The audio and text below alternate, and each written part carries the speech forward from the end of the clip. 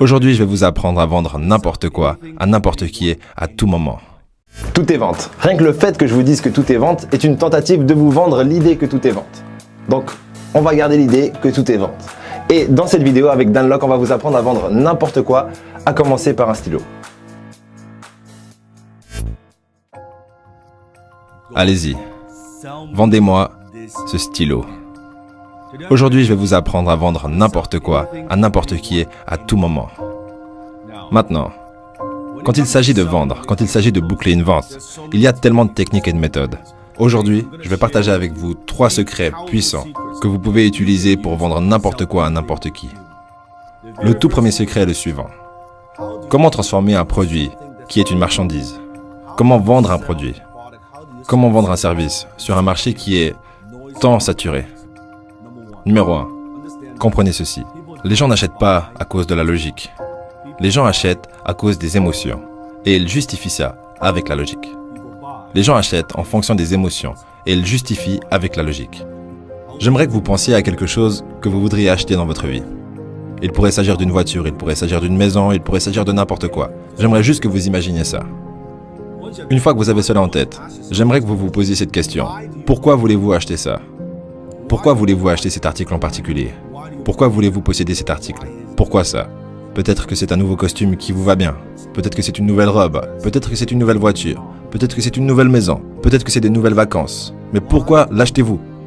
J'aimerais que vous creusiez un peu plus profondément.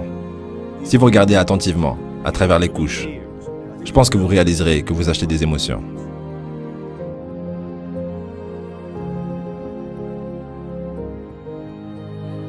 T'es pas sérieux? Peut-être que vous achetez cet article à cause de la cupidité. Vous voulez gagner de l'argent ou vous voulez économiser de l'argent. Ou c'est peut-être à cause de la générosité. En achetant cet article, vous aiderez d'autres personnes. Avez-vous remarqué parfois qu'il y a des entreprises où si vous achetez ce produit en particulier, elles donneront une certaine somme à des œuvres de bienfaisance? Peut-être que vous l'achetez à cause de la générosité. Peut-être à cause de la honte. Comme, si je n'achète pas ça, je vais avoir l'air idiot. Si je ne possède pas ça, je vais avoir l'air idiot. Ou peut-être que c'est à cause de la peur. Comme, si je n'achète pas ça, je vais rater quelque chose. Je ne veux pas rater ça.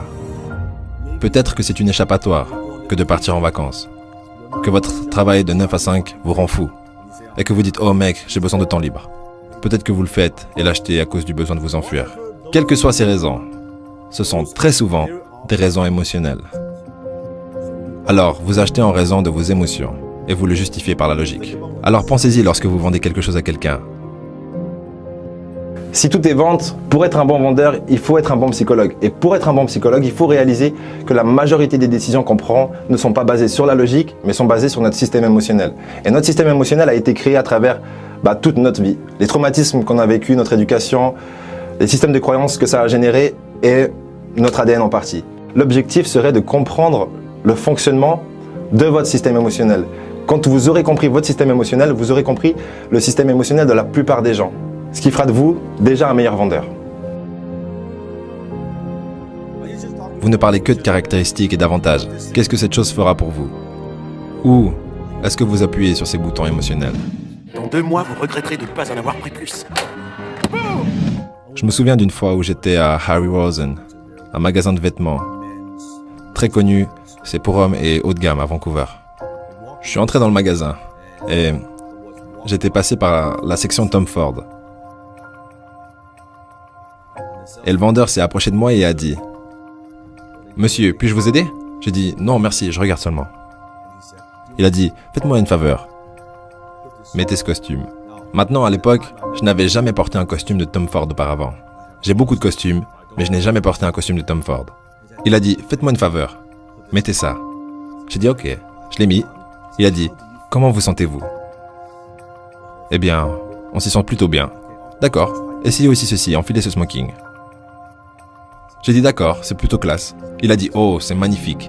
Il a dit monsieur, êtes-vous un fan de James Bond? J'ai dit qui n'est pas un fan de James Bond? Il a dit vous voyez ce costume ici, ce smoking? C'est exactement le même costume, le même design que celui que James Bond porte dans Casino Royale. Vous savez cette scène où il jouait au poker?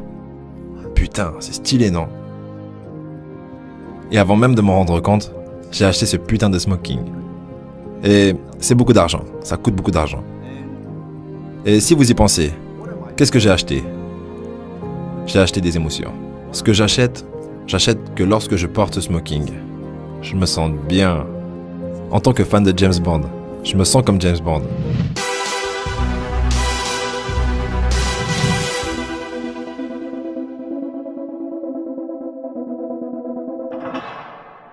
Même si logiquement, je sais bien sûr que ce n'est pas James Bond, je ne suis pas James Bond, mais émotionnellement, ça m'y emmène. C'est quand même cool que je porte le même smoking, le même ajustement, le même tout. Et ensuite, il m'a vendu en plus cette maudite chemise, et les boutons de manchette, et tout ce qu'elle a avec, vous voyez? C'est ce dont je vous parle. Les gens achètent à cause des émotions, et ils justifient avec la logique.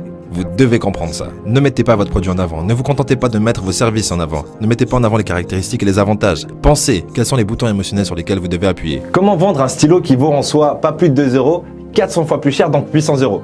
Dunlop va répondre à cette question dans quelques secondes, mais avant ça, analysons 3 approches à la vente d'un déodorant. La première approche sera la moins efficace et la troisième approche sera la plus efficace. Première approche, parler des caractéristiques du déodorant. Donc en gros de la composition. À ne pas faire, ça n'intéresse personne, à part le créateur du déodorant peut-être. Deuxième approche, parler des bénéfices. D'ailleurs, beaucoup de marketeurs nous disent parler des bénéfices, pas des caractéristiques. C'est juste, mais c'est pas ce qu'il y a de plus optimal, parce qu'un bénéfice pour moi n'est pas forcément un bénéfice pour vous.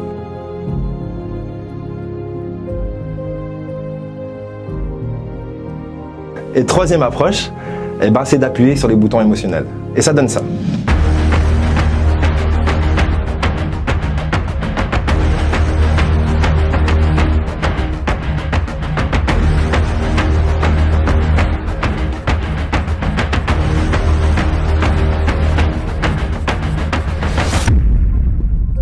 Assez puissant, n'est-ce pas? Même si vous comprenez que ça n'a aucun sens, ça n'a absolument aucun sens, ça donne quand même envie à votre système émotionnel justement d'avoir de l'axe. C'est ça justement la puissance d'appuyer sur les boutons émotionnels. Même si vous savez qu'on a appuyé sur vos boutons émotionnels, ça marche quand même. Et avec votre conscience, vous allez devoir rationaliser le truc et donner un peu de logique à tout ça et dire mais c'est quoi cette histoire en fait? J'ai pas besoin de stacks, vaut mieux que je m'intéresse à un produit qui a une bonne composition. Justement, c'est là où je voulais en venir. C'est pas parce qu'une entreprise a un excellent marketing et qu'ils appuient avec brio sur tous vos boutons émotionnels qu'ils ont un bon produit. C'est souvent le contraire. Ceux qui ont le meilleur marketing ont souvent les moins bons produits et ceux qui ont les moins bons marketing ont les meilleurs produits. Du coup, qu'est-ce que ça veut dire pour vous? Ça veut dire que ne vous faites pas avoir, mais essayez d'avoir les autres.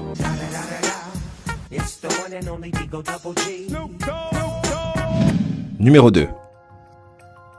Les gens n'achètent pas pour rentrer dans quelque chose. Ils achètent pour sortir de quelque chose. Cela signifie que les gens, très souvent, ils achètent quelque chose parce qu'ils ont un problème qu'ils veulent résoudre. Ils veulent acheter ce moyen de résoudre ce problème. Les gens n'achètent pas de perceuse, ils veulent un trou dans le mur. Donc, pour quelle chose les aidez-vous? Quel problème aidez-vous à résoudre? Quelle est cette chose que vous devez comprendre? Donc, je dis toujours que le montant que vous gagnez est directement proportionnel à la profondeur à laquelle vous comprenez la douleur de votre marché.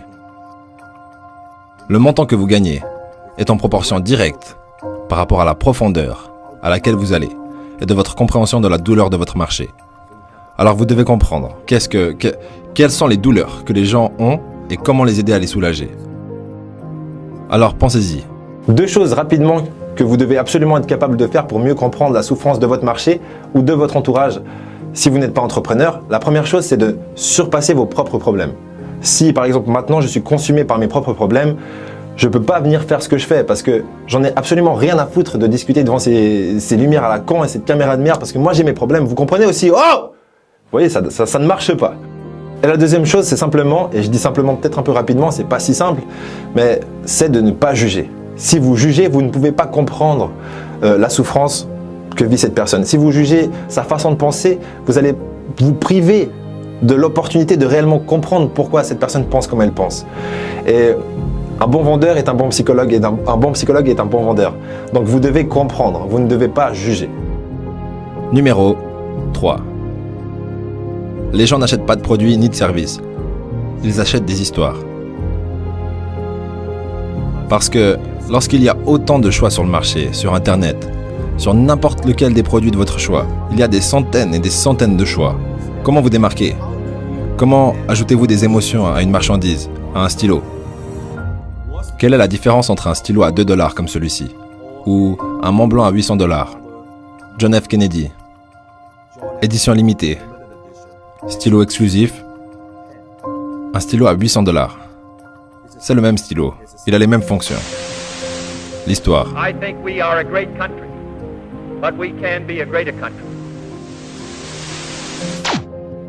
Quand vous ajoutez une histoire à un article, tout d'un coup, lorsque vous ajoutez le John F. Kennedy, le récit du président, associé à une marque, à un logo, il y a 10 fois plus de valeur. Il est 100 fois plus précieux. Il est 300 fois plus précieux. Ce stylo en particulier. Tout ça grâce à une histoire. Il écrit de la même façon. Avec un stylo à 2 $, vous pouvez aussi écrire, mais c'est la différence. Alors pensez-y. Quelle est l'histoire? Comment pouvez-vous injecter des histoires dans tout ce que vous faites? Peut-être que c'est une histoire d'origine. Comment avez-vous commencé? Pourquoi faites-vous ce que vous faites? En finalité, pour être un bon vendeur, il faut être vendu sur ce que vous devez vendre. Ce qui est logique en soi, mais pas forcément intuitif. Et qu'est-ce que ça veut dire fondamentalement? Ça veut dire que vous devez être persuadé que la meilleure façon que vous avez d'aider la personne qui est en face de vous, c'est justement en lui vendant un de vos produits ou un de vos services. Maintenant, je réalise que c'est pas en vous balançant 10 000 stratégies en pleine tranche que vous allez pouvoir les appliquer dès le lendemain. C'est pour ça que je vous redirige sur le livre de Dale Carnegie qui s'appelle « Comment se faire des amis et influencer les autres ». Le titre est pas extraordinaire, mais le livre est incroyable. Et d'ailleurs, je vous le propose en livre audio dans la description sur audible.fr. Et oui, c'est un partenariat, mais qui sera bénéfique pour tout le monde, surtout pour les gens qui profitent des livres audio, parce qu'il n'y a rien d'autre que l'éducation pour passer de la motivation à la réussite. Du coup, je vous laisse en profiter et je vous dis au prochain épisode. L'opinion que les gens ont de vous n'a pas à devenir votre réalité.